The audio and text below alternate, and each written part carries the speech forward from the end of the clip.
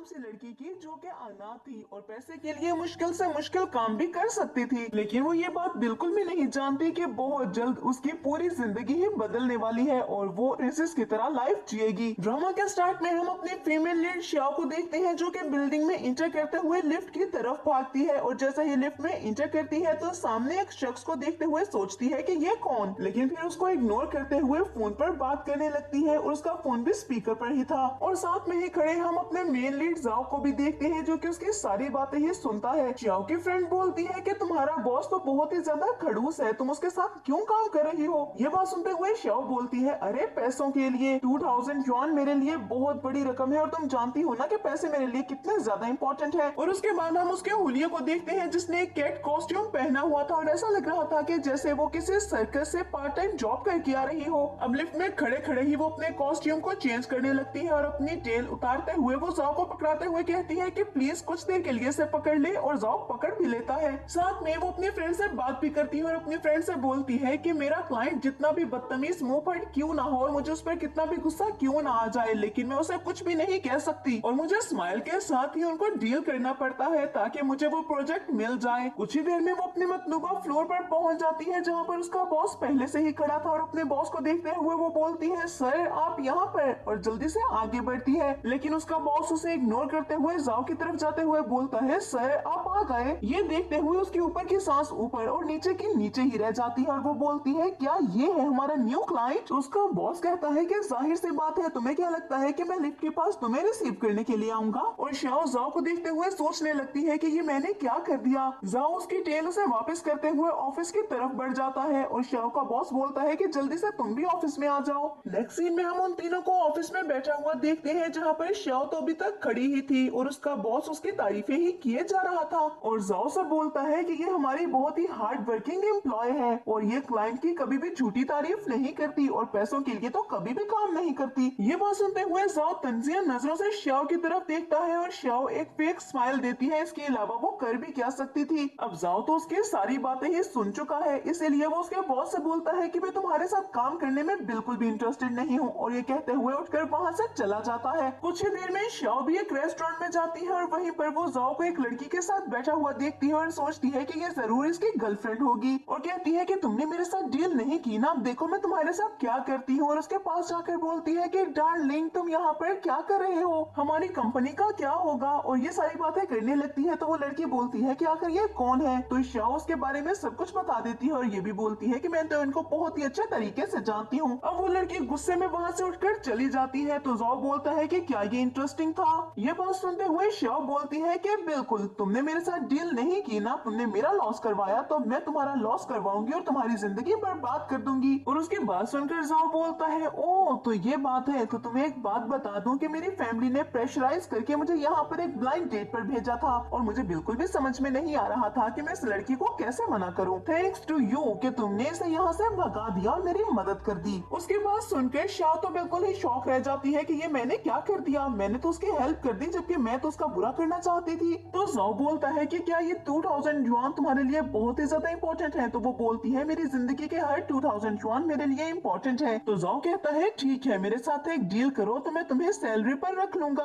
और उसे एक कॉन्ट्रैक्ट पकड़ाते हुए बोलता है कि तुम्हें मेरी गर्लफ्रेंड होने का प्रिटेंड करना होगा मेरी फैमिली के सामने, ताकि मेरी फैमिली मुझे फिर से किसी ब्लाइंड डेट पर जाने के लिए प्रेशराइज ना करे। श्याओ इसके लिए बिल्कुल भी नहीं मानती है, लेकिन जैसे ही वो बताता है कि वो उसे मंथ की 50,000 युआन सैलरी देगा तो वो फौरन से मान जाती है। अब जाओ बोलता है कि तुम्हें मेरे साथ मेरे घर पर रहना होगा। ये बात सुनते हुए श्याओ बोलती है कि मैं तुम्हारे साथ नहीं रहूंगी, लेकिन पैसों के लिए वो ये भी करती है। जाओ के घर जाने पर वो उसके सारे रूल्स को सुनती है और कुछ चीजों पर मना करने की कोशिश तो करती है, लेकिन वो जाओ के सामने कुछ भी नहीं कर सकती थी और सोचती है कि ये जॉब मुझे इतनी ज्यादा पसंद तो नहीं आई, लेकिन पैसों के लिए ये बहुत ज्यादा अच्छी है और मैं ये कर सकती हूँ। और जाओ से सारी डीलिंग करते हुए वो अपने घर से निकलती है और फिर रोड पर उसे उसकी फ्रेंड मिलती है और उसकी वो फ्रेंड सो उसको बुली करते हुए कहने लगी थी कि क्या अभी भी तुम्हारा कोई बॉयफ्रेंड नहीं है। तो वो बोलती है कि नहीं, मेरा बॉयफ्रेंड एक सीईओ है। सो उसका मजाक उड़ाते हुए कहती है कि अगर ऐसी बात है तो क्लास रियूनियन पार्टी पर उसे जरूर लेकर आना, मैं भी तो देखूं कि आखिर कौन है वो।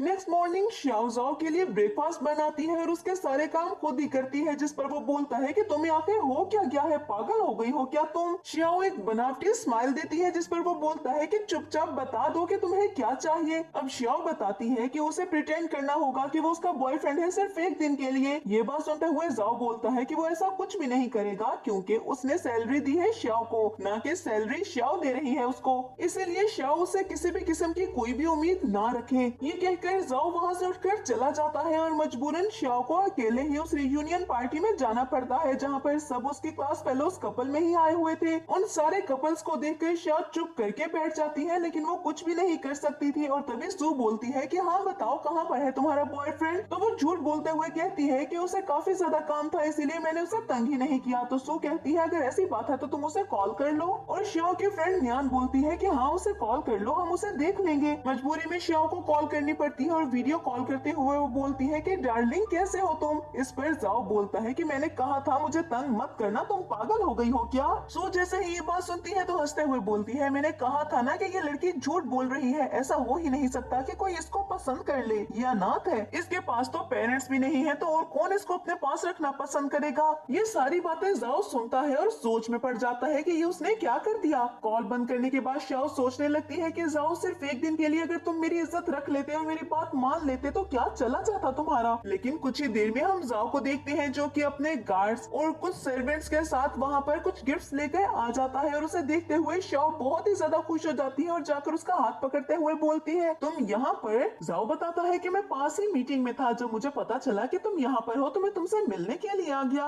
और फिर वो अपने सर्वेंट्स को सबको गिफ्ट देने के लिए बोलता है, लेकिन जैसे ही सू वो गिफ्ट पकड़ने वाली होती है तो वो बोलता है कि तुम इसको डिजर्व नहीं करती इसलिए तुम ये नहीं ले सकती हो। सबको वो सारे गिफ्ट्स काफी ज्यादा पसंद आते हैं और वो जाओ की बहुत ज्यादा तारीफ भी करते हैं और श्याओ ये देखकर बहुत ज्यादा खुश हो गई थी। लेकिन जैसे ही उसे इस बात का एहसास होता है कि अभी तक उसने जाओ का हाथ पकड़ा हुआ है और वो उसके काफी ज्यादा क्लोज है तो जल्दी से वो पीछे हट जाती है। नेक्स्ट मॉर्निंग श्याओ अपने ऑफिस जाती है जहाँ पर वो अपनी कोलीग से टकरा गई थी और उसकी कोलीग उससे बदतमीजी करते हुए लिफ्ट में इंटर कर जाती है और एक इंटर्नी को भी लिफ्ट में इंटर करने से मना कर देती है, जिस पर श्याओ बोलती है कि यहाँ पर सबको हक है इस लिफ्ट को यूज करने का और तुम हमसे हमारे राइट्स छीन नहीं सकती हो। ये कहते हुए मैंग को भी लिफ्ट में इंटर करके वो ऊपर चली जाती है जहाँ पर बॉस बहुत ज्यादा गुस्सा करते हैं शी पर कि तुम लेट आई हो और उसकी थोड़ी सी सैलरी भी डिडक्ट कर देते हैं, जिस पर वो बोलती है कि इसको देखे ये भी तो लेट है। अब ये बात सुनते हुए श्याओ बोलती है सर मैं लेट नहीं हूँ, मैं तो कब की आ गई थी, प्रिंटर खराब है, मैं तो प्रिंट करवाने के लिए गई थी, ये देखे मेरे हाथ में फाइल। बॉस उनको गुड जॉब बोलते हुए वहाँ से चला गया था और शी भी उनसे जेलस होते हुए अपना काम करने बैठ जाती है और वो दोनों भी काम में लग गए थे। अपना काम खत्म करने के बाद श्याओ मैंग के पास आते हुए बोलती है कि आज ऑफिस में तुम्हारा फर्स्ट डे है इसीलिए मैं तुम्हें ट्रीट दूंगी और उसे लेकर रेस्टोरेंट जाती है जहाँ पर उसे खाने में मिर्ची काफी ज्यादा लगी थी और मैंग उसके लिए कोल्ड ड्रिंक मंगवाने ही वाला था कि वो बोलती है अरे नहीं उसके पैसे ज्यादा हैं और मैंग बोलता है तुम काफी ज्यादा अजीब हो। और खाना खाने के बाद वो बाहर निकलते हैं तो वो खुश होकर बताने लगती है कि देखो मैंने कितने सस्ते फ्रूट्स ले लिए। इतने में वो एक फिश शॉप के पास से गुजरते हैं और मैंग एक मछली की तरफ इशारा करते हुए बोलता है कि ये किस तरह की मछली है। शॉपकीपर जैसे ही उसके हाथ के इशारे को देखता है तो जल्दी से वो मछली कट करके उसको पकड़ा देता है और श्याओ को जब तक समझ आती है और वो उसका हाथ नीचे की तरफ करती है सब कुछ खत्म हो गया था। अब वो शॉपकीपर बोलता है कि मुझे 9 युआन दे दो। ये बात सुनते हुए श्याओ कहती है कि इसकी सैलरी तो 8 युआन है, ये तुम्हें 9 युआन कैसे दे। लेकिन वो शॉपकीपर वहाँ पर गुंडे बुलवा लेता है तो वो बोलती है कि इसका मसला है ये खुद ही सॉल्व करेगा, मेरा तो इसे कोई लेना देना नहीं। और ये कहते हुए वहाँ से वो भागने लगती है। मैंग को लगता है कि मुश्किल में वो लड़की उसे अकेला छोड़ के भाग गई, लेकिन श्याओ अपनी स्कूटी लेकर आती है और उसे बैठने को बोलती है और स्कूटी पर बैठकर वो दोनों ही भाग गए थे और शॉपकीपर के वो गुंडे भी उनका पीछा करते हैं। लेकिन नेक्स्ट सीन में ही हम उन दोनों को शॉप के सामने बैठा हुआ देखते हैं और वो गुंडे पैसे लेकर वहाँ से जा चुके थे और मैंग बोलता है कि तुम पागल हो, इस तरह की स्कूटी का मुकाबला तो कोई भी कर ले। तो श्याओ बहुत ज्यादा सैड हो जाती है और बोलती है मेरी गलती है, मैं इसकी बैटरी चेंज नहीं करवा पाई, मेरे पास इस वक्त इतने ज्यादा पैसे नहीं है। तो तभी वो बोलता है कि बात सुनो, तुम्हारे पास तो लोशन के भी पैसे नहीं है, मैंने तुम्हें देखा है लोशन यूज करते हुए, ऊपर से तुमने इस मछली के पैसे भी दे दिए, वो मैं खुद पे कर देता, कोई बात नहीं, तुम उन पैसों को बचाकर अपने लिए लोशन ले लो। तो वो बोलती है कि मैंने कहा कि मैं गुजारा कर लूंगी और सब संभाल लूंगी, तुम फिक्र मत करो, तुम एक इंटर्नी हो और तुम्हारी पे मुझसे भी ज्यादा कम है। अब मैंग श्याओ के साथ रहते हुए उसकी सारी एडवाइस को फॉलो करता है और किसी के भी दबाव में नहीं आता और उसके एटीट्यूड को देखकर